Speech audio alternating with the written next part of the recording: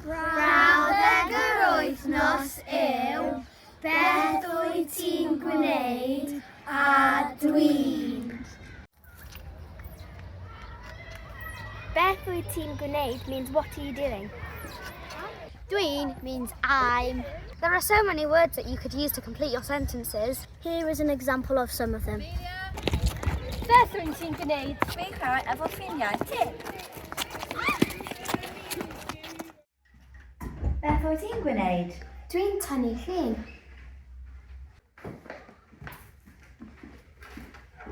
Beth wyt ti'n gwneud? Dwi'n hapluso.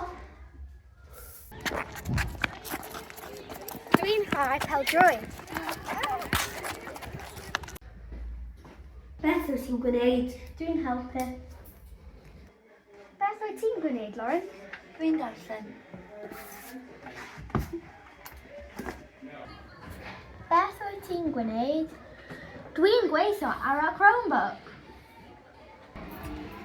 Beth wyt ti'n gwneud? Dwi'n aros am Miss Thomas.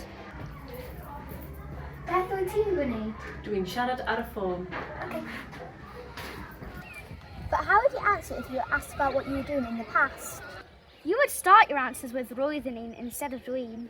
Okay, diolch. How would you answer if you were asked what you will do in the future? You would answer with dwi'n mynd i instead of dwi'n.